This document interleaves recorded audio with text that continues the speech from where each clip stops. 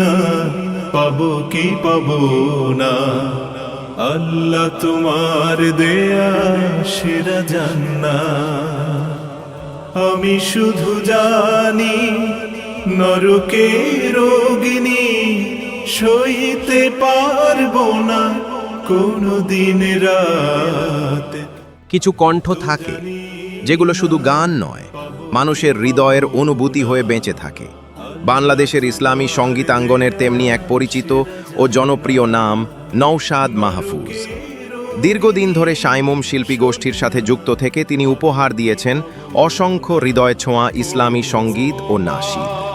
তার কণ্ঠে গাওয়া মা গো মা, এসো না আল্লাহর নামে, তাওফিক দাও খোদা সহ বহু গান আজও শ্রোতাদের হৃদয়ে গভীর আবেগ সৃষ্টি করে। তাওফিক দাও খোদা তোমাকে চেনার তুমি, তাওফিক দাও। নওশাদ মাহফুজের গানের সবচেয়ে বড় শক্তি হল তার দরদ ভরা কণ্ঠ এবং অনুভূতিময় উপস্থাপনা।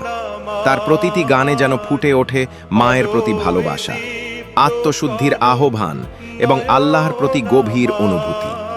দেশের পাশাপাশি বিদেশের বিভিন্ন ইসলামিক সাংস্কৃতিক অনুষ্ঠান ও কনভেনশনেও নিয়মিত নাশিদ পরিবেশন করেছেন তিনি। তার কণ্ঠ শুনে অনুপ্রাণিত হয়েছেন হাজারো তরুণ ও ইসলামী সঙ্গীতপ্রেমী মানুষ।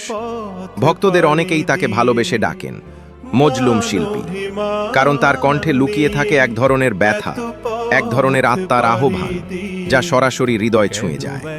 সময়ের সাথে সাথে বদলেছে সঙ্গীতের ধারা, কিন্তু নওশাদ মাহফুজের জনপ্রিয়তা এবং মানুষের ভালোবাসা আজও একইভাবে অটুট।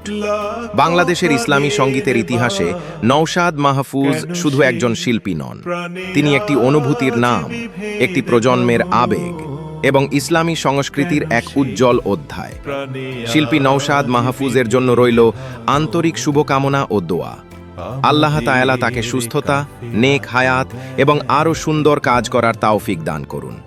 আমিন। বাদানুবাদ ভুলে এসো ফিরে দিনে ভাই, শহীদের রেখে যাওয়া স্বপ্নগুলো সাজায়।